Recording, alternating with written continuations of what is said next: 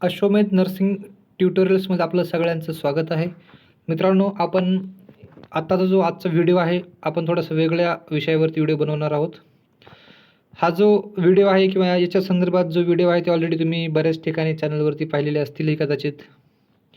त्या ठिकाणी तुम्हाला तुमचे जे काही डाऊट्स वगैरे असतील, जे तुमच्या त्या ठिकाणी क्लिअर झालेले नाहीत, या ठिकाणी मी पूर्णपणे क्लिअर करण्याचा प्रयत्न करत आहे. या व्हिडिओच्या माध्यमातून डिटेल्समध्ये मी त्या ठिकाणी व्हिडिओ अपलोड करतोय. तर तुम्ही चॅनलला नवीन असाल तर प्लीज चॅनलला सबस्क्राईब करा, जेणेकरून नेक्स्टचे व्हिडिओ असतील ते तुमच्यापर्यंत पोहोचतील आणि याचा जास्तीत जास्त विद्यार्थ्यांना लाभ घेता येईल. तुम्ही हा व्हिडिओ तुमच्या मित्रांना देखील शेअर करू शकता, जेणेकरून त्यांना देखील याचा फायदा होईल आणि जो नर्सिंगबद्दलचा जो संभ्रम असतो मनामध्ये, तो क्लिअर होण्याचा प्रयत्न त्या ठिकाणी होईल. बरेच डाऊट्स विद्यार्थ्यांच्या मनामध्ये असतात नर्सिंगबद्दलचे. तुम्ही अलग-अलग यूट्यूब चॅनलवरती सर्च करता, बघता त्या ठिकाणी, पण त्या ठिकाणी तुमचे डाऊट क्लिअर होत नाहीत. कमेंट्समध्ये खाली व्यवस्थित इन्फॉर्मेशन किंवा मार्गदर्शन त्या ठिकाणी भेटत नाही. तर आपल्या चॅनलच्या माध्यमातून मी तुम्हाला जेवढं होईल तेवढं या ठिकाणी तुमचे डाऊट्स नर्सिंगबद्दलचे क्लिअर करण्याचा प्रयत्न करेल. मे बी ते कुठलेही असतील, स्कॉलरशिपबद्दल असतील, ॲडमिशन प्रोसेसबद्दल असतील, नर्सिंगच्या करिअरबद्दल असतील, नर्सिंग फ्युचरबद्दल असतील किंवा नर्सिंग कोर्स, अकॅडमिक सिलेबस त्याच्याबद्दल कुठलेही डाऊट्स असतील, त्या ठिकाणी मी तुमचे क्लिअर करण्याचा प्रयत्न करेन. जर तुम्हाला काय असेल डाऊट तुम्ही खाली कमेंटमध्ये टाकू शकता. जर तुम्हाला एखादा व्हिडिओ पाहिजे असेल एखाद्या पर्टिक्युलर प्रॉब्लेम्सवरती, इश्यूजवरती, त्या ठिकाणी तोही अपलोड केला जाईल. तर आज आपण बघणार आहोत what after nursing CET result. नर्सिंगचा जो CET आहे त्याचा रिझल्ट लागल्याच्या नंतर काय असतं, नंतर काय स्टेप्स असतात. ठीक आहे. जर तुम्ही चॅनल नवीन असाल तर प्लीज लाईक, शेअर, सबस्क्राईब करा आणि हा जो व्हिडिओ आहे तो शेवटपर्यंत बघा, कारण याच्यातली प्रत्येक स्टेप ही महत्त्वाची आहे. ठीक आहे. प्रत्येक स्टेपला काय होणार आहे, काय करायचं असतं, या सगळ्याबद्दल मी डिटेल इन्फॉर्मेशन या ठिकाणी तुम्हाला देणार आहे. त्यामुळे हा जो व्हिडिओ आहे तुम्ही स्टार्टिंगपासून शेवटपर्यंत शक्यतो बघण्याचा प्रयत्न करा. तर what after nursing CET result, याच्यामध्ये आपण बघणार आहोत ऑनलाईन कॅप रजिस्ट्रेशन. आत्ता ज्यावेळेस आपला CETचा रिझल्ट लागल्यानंतर तुमच्यापाशी पर्सेंटाईल स्कोअर आलेला आहे. आता बऱ्याच विद्यार्थ्यांना पर्सेंटाईल स्कोअरमध्ये खूप चांगले मार्क्स आहेत. बऱ्याच विद्यार्थ्यांना 99 पर्सेंटाईल, 99 पॉईंट पर्सेंटाईल किंवा 98 पर्सेंटाईल आहेत. तर विद्यार्थ्यांना एक नॉर्मली वाटून जातं की यार ठीक आहे, माझे मार्क अबव्ह 95 आहेत, मला 97 पर्सेंटाईल आहेत, 98 पर्सेंटाईल आहेत, मला 100% गव्हर्नमेंट कॉलेज भेटून जाईल, असा एक भ्रम निर्माण झालेला असतो किंवा असं वाटतं प्रत्येकाला, एक इच्छा असते ठीक आहे आपले खूप मार्क आहेत तर. तर मित्रांनो, तुम्हाला सांगतो एक तर गेल्या वर्षीचा जो रिझल्ट आहे आपला, जो पर्सेंटाईल जी लिस्ट होती, प्रोव्हिजनल मेरिट लिस्ट होती त्याच्यामध्ये मॅक्झिमम स्टुडंटला 99, 98 मार्क्स होते. म्हणजे साधारणतः एक 400-450 स्टुडंट हे अबव्ह 98च्या वरचे होते. म्हणजे 98 आणि 99च्या रेंजमधले जे स्टुडंट होते, 450 स्टुडंट होते. आणि जर आपल्याला विचार केला तर गव्हर्नमेंटमध्ये आपल्याला किती, फक्त यावर्षी 350 जागा त्या ठिकाणी होणार आहेत. ऑलरेडी 6 कॉलेजेस आहेत, 300 जागा आहेत, परंतु 100चं इंटेक त्या ठिकाणी लातूरला प्लॅन चालू आहे त्यांचं. त्यामुळं एक 300-350च्या आसपास तर फिक्स गव्हर्नमेंट जागा आहेत आणि तुमचं म्हणजे याच्यावर असं ठरतं की तुम्हाला जर 98-99 मार्क्स असतील तरच तुमचा चान्स त्या ठिकाणी गव्हर्नमेंट लागण्याचा असतो. पण बाकी जे स्टुडंट आहेत, जसं की त्यांना काही स्पेशल रिझर्वेशन आहे, SC ST कॅटेगरी असतील, ज्यांचं मेरिट कमी असतं, सोबतच EWS आहे, EWSचं पण मेरिट खूप कमी लागतं. ठीक आहे. असे स्टुडंट्स आहेत. त्यानंतर बाकी जे काही स्पेशल कॅटेगरीमधले जसं की अपंग वगैरे असतील, समजा PWD असतील, ऑर्फन वगैरे असतील, तर अशांचं मेरिट थोडंसं खाली जातं. प्रोजेक्ट अफेक्टेड वगैरे काय असतील, अशाचं मेरिट थोडंसं खाली जातं गव्हर्नमेंटला. तर ते त्यांच्या सगळ्यांसाठी लागू नाही, परंतु ज्यांना टॉपमध्ये लागायचं आहे किंवा गव्हर्नमेंटला पाहिजे आहे ओपनमधून वगैरे, अशा विद्यार्थ्यांना 98च्या पूर्वी मार्क असणं गरजेचं आहे. ठीक आहे. तर ते झालं रजिस्ट्रेशन. त्यानंतर आहे ऑनलाईन कॅप रजिस्ट्रेशन. आता रिझल्ट लागल्यानंतर कॅप रजिस्ट्रेशन आपल्याला करायचं आहे. कॅप रजिस्ट्रेशन करण्यासाठी तुम्हाला येणाऱ्या 2-3 दिवसामध्ये त्या ठिकाणी एक नोटिफिकेशन पडून जाईल वेबसाईटवरती. त्या नोटिफिकेशनमध्ये तुम्हाला कॅप रजिस्ट्रेशन करण्याची डेट त्या ठिकाणी दिली जाईल. कॅप रजिस्ट्रेशन म्हणजे एक प्रोसेस असते, कॅप राऊंड असतो. त्या राऊंडच्या थ्रू काय होतं, आपले ॲडमिशन होतात. तर त्याला रजिस्ट्रेशन करण्यासाठी तुम्हाला त्या ठिकाणी एक लिंक ओपन केली जाते. त्या ठिकाणी तुमच्या प्रोफाईलवरून तुम्ही जाऊन त्या ठिकाणी रजिस्ट्रेशन करायचं आहे. रजिस्ट्रेशन करण्यासाठी तुमचे डिटेल्स लागतात त्या ठिकाणी. तुमचा ॲड्रेस वगैरे लागतो, रेसिडेंटल डिटेल्स लागतात, एज्युकेशन लागतं, 10वीचं 12वीचं त्या ठिकाणी स्कूल कॉलेज कुठं झालं, काय झालं ते लागतं. त्यासोबत तुमचं रिझर्वेशन त्या ठिकाणी डिटेल्स त्या ठिकाणी भरायचे असतात. आता रिझर्वेशनमध्ये बऱ्याच विद्यार्थ्यांचं EWSचे प्रॉब्लेम्स आहेत, बऱ्याच विद्यार्थ्यांची ESBCचे प्रॉब्लेम आहेत किंवा कास्ट व्हॅलिडिटीचे प्रॉब्लेम्स आहेत, काही जणांना नॉन क्रिमिनल काढलेलं नाही आहे. ठीक आहे. तर अशा विद्यार्थ्यांसाठी मी खूप दिवसापूर्वीच रिझल्ट लागला त्याच्या वेळेसच एक व्हिडिओ अपलोड केला होता. त्याच्यामध्ये डॉक्युमेंट्स कोणकोणते पाहिजे त्याच्याबद्दल लिस्ट त्या ठिकाणी टाकली होती. तुम्ही एकदा ते चेक करू शकता. त्यानुसार तुम्ही जरी नसेल काढत, आज व्हिडिओ बघितल्यानंतर तात्काळ ते डॉक्युमेंट्स काढण्याचा प्रयत्न करा. कारण याच्यामध्ये डॉक्युमेंट्स खूप महत्त्वाचे आहेत. तर तुम्ही ऑनलाईन कॅप रजिस्ट्रेशन केल्यानंतर रजिस्ट्रेशन करायचं आहे. त्यानंतर ऑनलाईन पेमेंट, ठीक आहे. तर कॅप प्रोसेससाठी तुम्हाला सेपरेट पेमेंट भरायचं असतं. तुम्ही एक्झामसाठी 800-1000 भरले होते, ठीक आहे. आता तुम्हाला कॅप रजिस्ट्रेशन प्रोसेस थ्रू जाण्यासाठी देखील त्या ठिकाणी 800-1000 भरायचे आहेत, ठीक आहे. तेवढेच पेमेंट असते, 800-1000 त्या ठिकाणी पेमेंट आहे. तर तेवढे ऑनलाईन पेमेंट त्या ठिकाणी करायचे आहे कॅप रजिस्ट्रेशनसाठी. त्यानंतर नेक्स्ट आहे अपलोड डॉक्युमेंट्स, ठीक आहे. आता नेक्स्ट आहे तुम्हाला डॉक्युमेंट्स त्या ठिकाणी काय करायचे आहेत, अपलोड करायचे आहेत. आता पेमेंट झाल्याच्या नंतर डॉक्युमेंट्स अपलोड करायचे आहेत. डॉक्युमेंट्समध्ये कोणकोणते डॉक्युमेंट्स आहेत, तुमचं HSCचं असेल, 10वीचं 12वीचं सनद, मार्कशीट, ठीक आहे. हे डॉक्युमेंट्स अपलोड करायचे आहेत.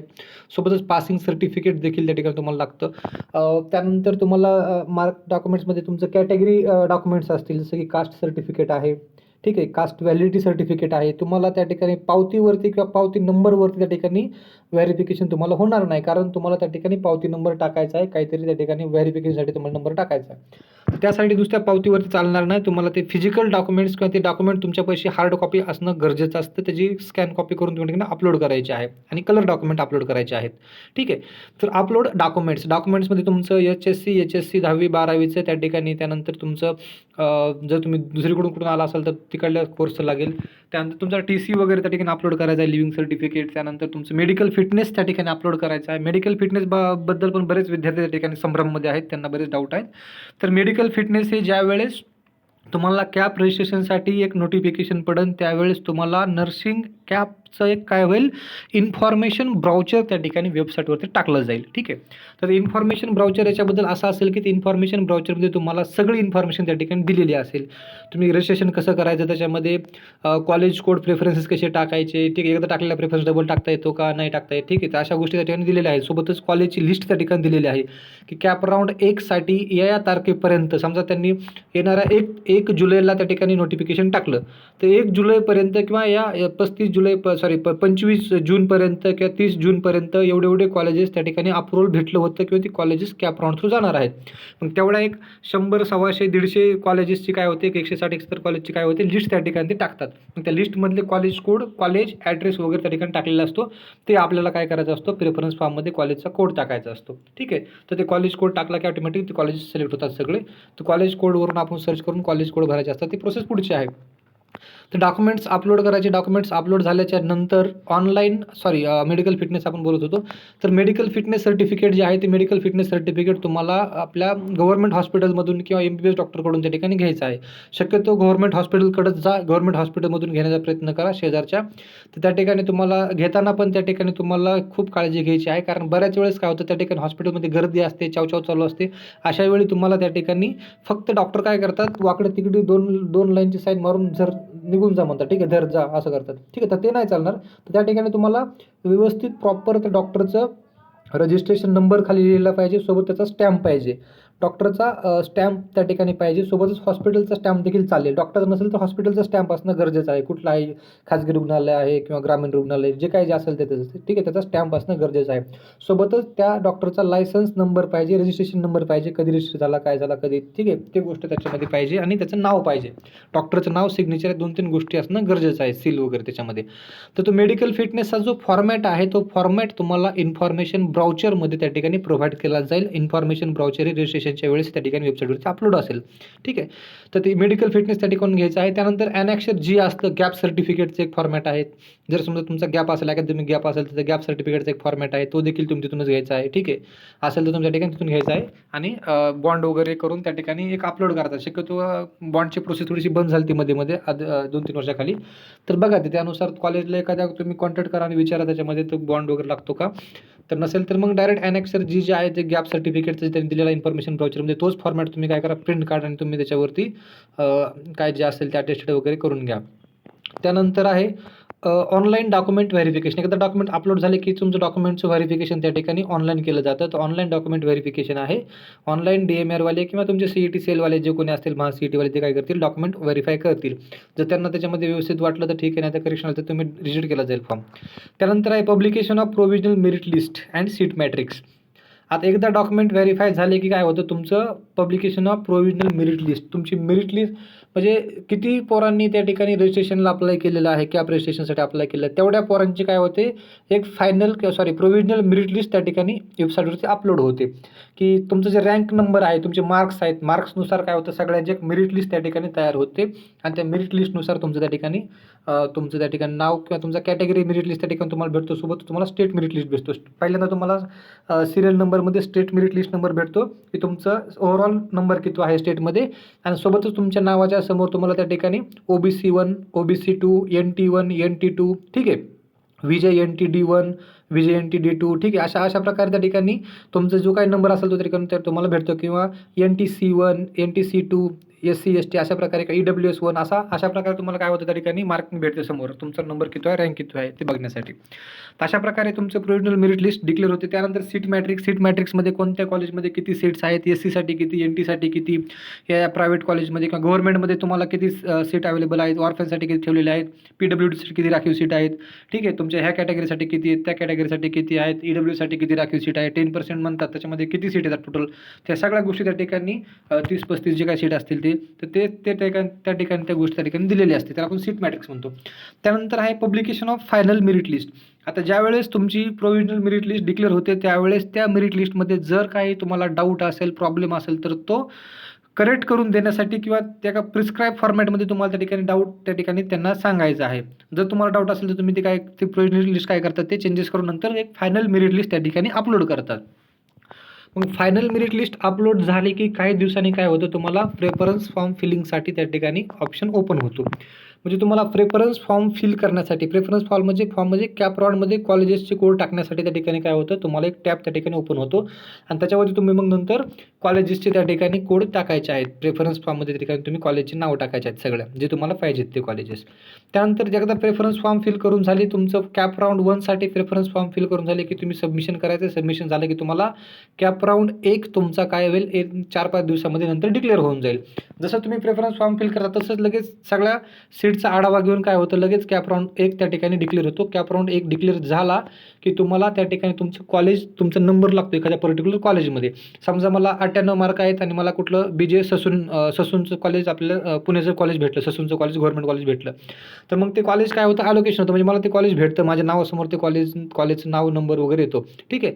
मग ज्यावेळेस कॅप राऊंड 1 लागतो, कॅप राऊंड लिस्ट 1 लागते, त्यावेळेस कॉलेज ॲलोकेशन होतं. कॉलेज ॲलोकेशन झाल्याच्या नंतर physical joining to the college. मग आपण काय करायचं, जे काही रिक्वायर्ड डॉक्युमेंट्स आहेत ते सगळे डॉक्युमेंट्स सोबत घ्यायचे. जे तुम्ही डॉक्युमेंट्स अपलोड केलेले आहेत वेबसाईटला ते देखील, आणि जे बाकी लागणारे छोटे मोठे डॉक्युमेंट्स असतात ते देखील सोबत घेऊन जायचं.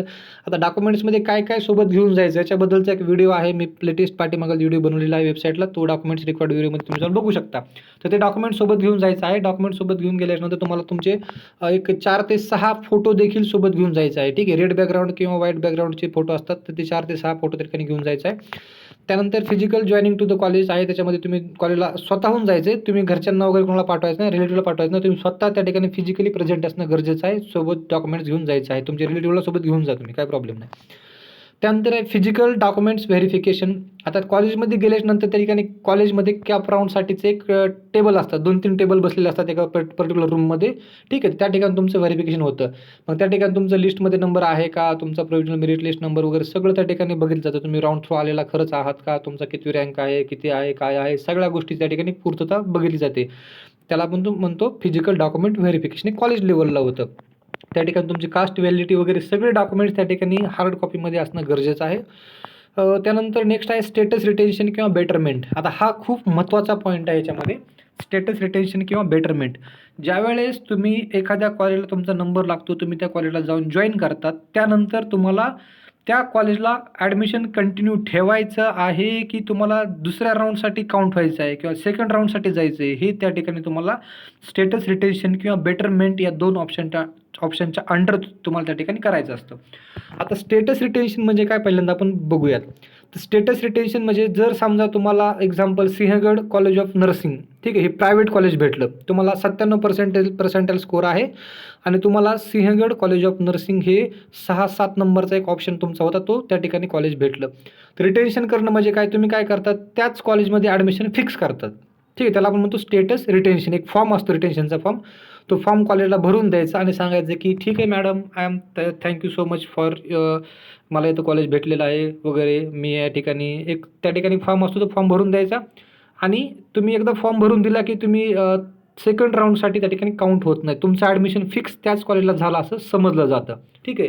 मग तुम्ही स्टेटस रिटेन्शन फॉर्म भरून द्यायचा आहे. आणि जर समजा तुम्हाला सिंहगड कॉलेज नको आहे, तुम्हाला वाटतं मला 97 मार्क आहेत, मी NT-D कॅटेगरीमधला आहे, NT-C कॅटेगरीमधला आहे किंवा SC-STमधला आहे किंवा EWSमधला आहे, माझा नंबर 100% नेक्स्ट राऊंडमध्ये गव्हर्नमेंटला लागणार आहे किंवा लागू शकतो. मग अशा वेळेस तुम्ही काय करू शकतात, बेटरमेंटसाठी त्या ठिकाणी जायचं आहे. बेटरमेंटमध्ये जाण्यासाठी कुठल्याही प्रकारचा फॉर्म भरायची गरज नाही. तुम्ही फॉर्म नाही भरायचा, कॉलेजला सांगायचं की मॅडम मी रिटेन्शन फॉर्म भरणार नाही किंवा सर मी रिटेन्शन फॉर्म भरणार नाही, मला बेटरमेंटसाठी जायचं आहे. मग तुम्ही ॲटोमॅटिकली बेटरमेंटसाठी काउंट होतात. ठीक आहे. मग सेकंड राऊंड त्या ठिकाणी डिक्लेअर होतो. ज्यावेळेस एक कॅप राऊंड एक संपतो त्यावेळेस जे काही सीट्स अवेलेबल आहेत सगळ्या कॉलेजमध्ये, त्याचं एक सीट मॅट्रिक्स त्या ठिकाणी घेतलं जातं कॉलेजकडून मागून. म्हणजे त्या जी फिजिकल जॉईनिंगची जी शेवटची डेट असते, शेवटच्या डेटच्या संध्याकाळी 6 नंतर 2 तासामध्ये जे काय कॉलेजमध्ये किती ॲडमिशन झाले ते सगळ्यांचा डाटा त्या ठिकाणी तुमचं CET सेल काय करतं, DMR मागून घेतं आणि त्यानंतर कॅप राऊंड 2साठी लगेच तयारी करतं. मग कॅप राऊंड 2 येणाऱ्या 8-10 दिवसामध्ये लगेच काय होतं, कॅप राऊंड 10 दिवसामध्ये कॅप राऊंड सेकंड लागतो. आता बऱ्याच वेळेस काय होतं, कॅप राऊंड 1मध्ये तुम्ही प्रेफरन्सेस समजा 160 कॉलेजेस असतील कॅप राऊंड 1साठी, ते तुम्ही टाकलेले असतील. ठीक आहे. तर काय होतं, कधी कधी कॅप राऊंड 2मध्ये काही नवीन कॉलेजेस ॲड होतात. ठीक आहे. तुमचे काही नवीन कॉलेजेस त्या ठिकाणी ॲड होतात गव्हर्नमेंटकडून. म्हणजे कसं की नवीन कॉलेजला कधी कधी काय होतं, परमिशन भेटते की ठीक आहे तुम्ही काय करा, या वर्षीपासून काय करा, नवीन ॲडमिशन घ्यायला चालू करा फर्स्ट इयरपासून. मग जे नवीन कॉलेजेस आलेले आहेत त्या कॉलेजेसला तुम्ही काय करू शकता, तुमच्या प्रिफरन्समध्ये ॲड करू शकता, तेवढेच फक्त कॉलेजेसला. ठीक आहे. मग समजा 160 जुने कॉलेज होते आणि आणखी 20 कॉलेज ॲड झाले, तर तुम्ही काय करू शकता, 160मध्ये आणखी 20 कॉलेज ॲड करू शकतात. म्हणजे तुमच्या प्रेफरन्समध्ये 180 कॉलेज तुम्ही टाकू शकतात. ठीक आहे.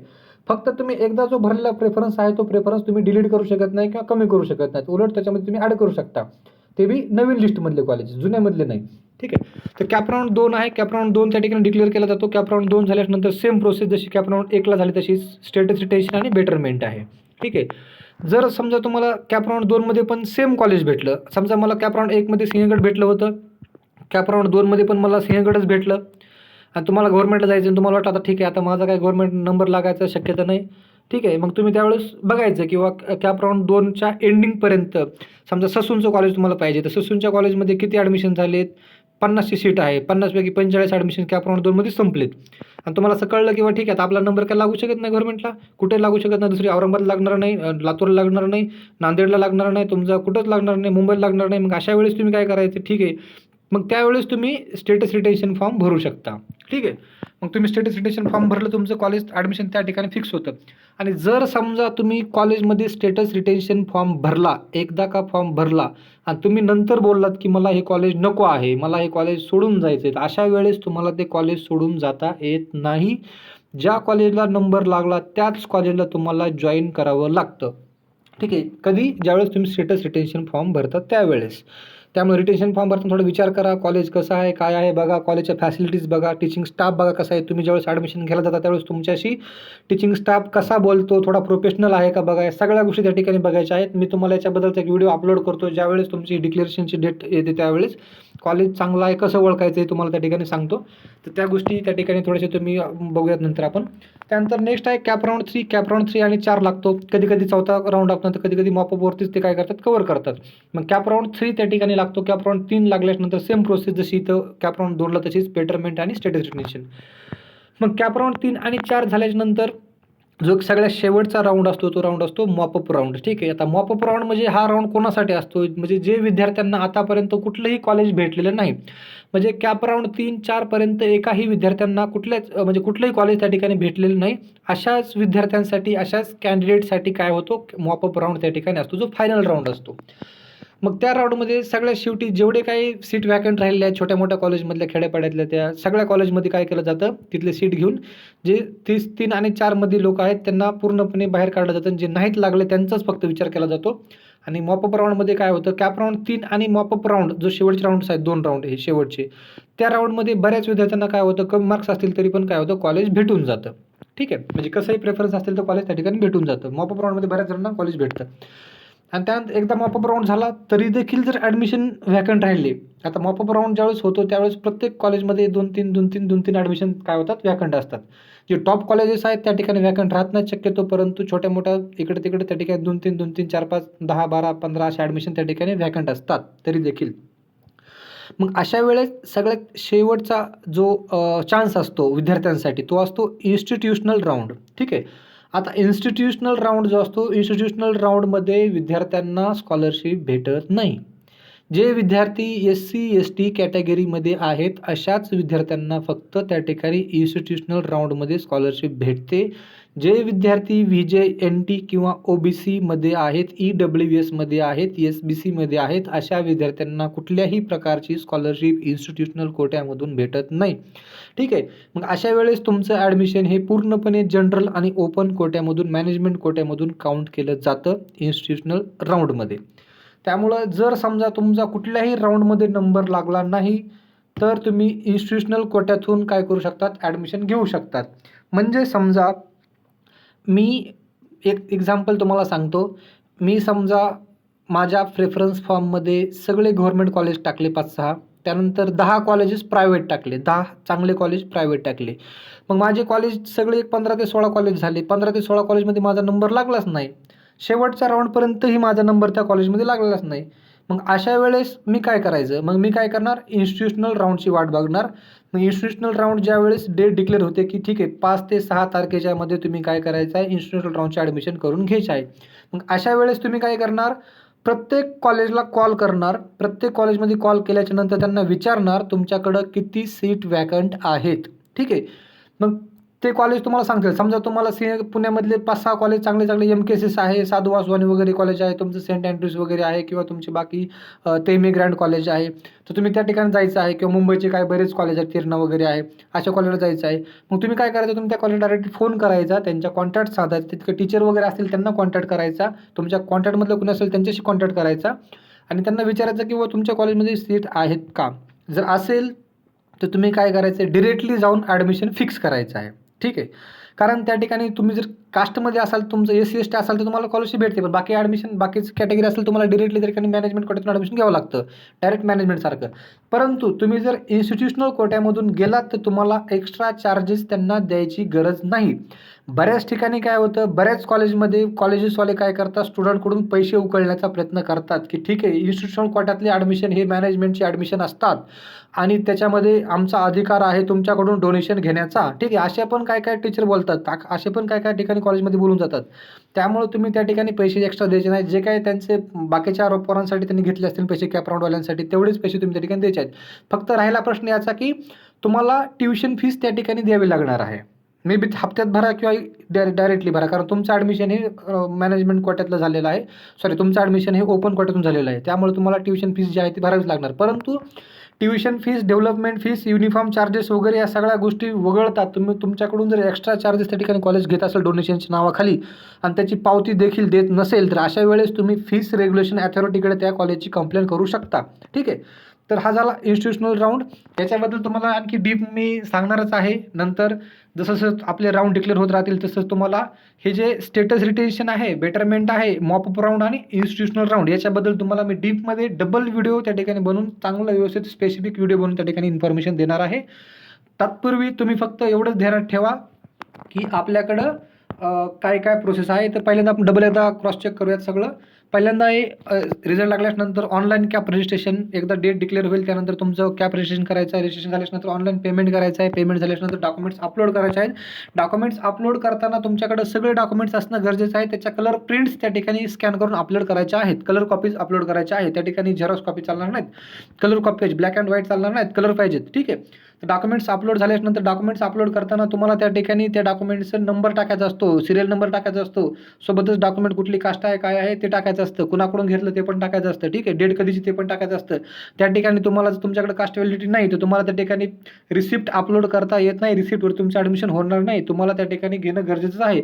फक्त EWS कॅटेगरीच्या स्टुडंटसाठी थोडंसं डॉक्युमेंट अपलोडमध्ये त्या ठिकाणी थोडे रिस्ट्रिक्शन कमी केलेले आहेत. जे EWSमध्ये आहेत त्यांनी तात्पुरतं SC BC मधून त्या ठिकाणी फॉर्म अपलोड करायचा आहे किंवा EWS दाखवायचा आहे. परंतु डॉक्युमेंट जर तुमच्याकडे नसेल सर्टिफिकेट तुम्ही त्या ठिकाणी काही दिवस अपलोड करताना त्या ठिकाणी काही दिवस ते रिस्ट्रिक्शन दिलेले आहेत. पण ज्यावेळेस फिजिकल डॉक्युमेंट व्हेरिफिकेशन करतात त्यावेळेस कॉलेजला जाऊन त्यावेळेस तुमच्याकडे ते डॉक्युमेंट असणं गरजेचं आहे, त्यांनी सांगितलेलं आहे. त्यानंतर आहे ऑनलाईन डॉक्युमेंट व्हेरिफिकेशन झाल्यानंतर publication of provisional merit list होते, त्यानंतर publication of final merit list होते, त्यानंतर प्रेफरन्स फॉर्म फिलिंग होते, कॅपराऊंड 1 डिक्लेरेशन त्या ठिकाणी होतं, college allocation and physical joining होते, फिजिकल डॉक्युमेंट व्हेरिफिकेशन होतं, स्टेटस रिटेशन त्या ठिकाणी आहे. स्टेटस रिटेशन झाल्यानंतर कॅपराऊंड 2 लागतो, 2 लागल्यानंतर डबल स्टेटस रिटेशन करायचं किंवा बेटरमेंट करायचं ते आपण बघायचं. त्यानंतर कॅपराऊंड 3रा आणि 4था लागतो आणि त्यानंतर मॉपअप राऊंड आणि इन्स्टिट्यूशनल राऊंड हा शेवटचा राऊंड त्या ठिकाणी असतो. अशा प्रकारची ॲडमिशन प्रोसेस आहे. ते झाल्यानंतर मग कॉलेज तुमचं जे काही डेव्हलपमेंट वगैरे आहे, इलिजिबिलिटी वगैरे असेल, युनिव्हर्सिटीची MHSची इलिजिबिलिटी असेल किंवा DMRची इलिजिबिलिटी असेल त्या ठिकाणी करण्याचं काम कॉलेज त्यांचं ते त्या लेवलवरती करतं. ही जी प्रोसेस आहे ही प्रोसेस करताना 31 ऑक्टोबरच्या आत होणं तुमचं गरजेचं आहे. जर तुम्ही पुढे ढकलला 31 ऑक्टोबरच्या पुढे गेलात तुमची एलिजिबिलिटीला तर तुम्ही विंटरमध्ये पडतात. असं बऱ्याच वेळेस कॉलेजची चूक असते, त्याचा त्रास विद्यार्थ्यांना होतो, विद्यार्थी 6 महिने बॅक पडतात. त्यामुळे ते लक्षात ठेवा गोष्ट. याच्याबद्दलचा पण व्हिडिओ नंतर तुम्हाला अपलोड करेलच. जर तुम्हाला जर काही डाऊट वगैरे असेल तुम्ही चॅनलच्या खाली कमेंट्स करू शकता. तुमचं काही डाऊट समस्या तुम्ही ते मांडू शकता. त्याच्यावरती व्यवस्थितरित्या त्या ठिकाणी तुम्हाला जेवढं होईल तेवढं माझ्या परीने मी तुम्हाला मदत करण्याचा प्रयत्न करीन. जर तुम्ही चॅनलला नवीन असाल तर प्लीज लाईक करा, शेअर करा, सबस्क्राईब करा. या व्हिडिओमधील तुमचे स्क्रीनशॉट काढून तुम्ही त्या ठिकाणी स्टेप सगळं ध्यानात ठेवू शकता. धन्यवाद.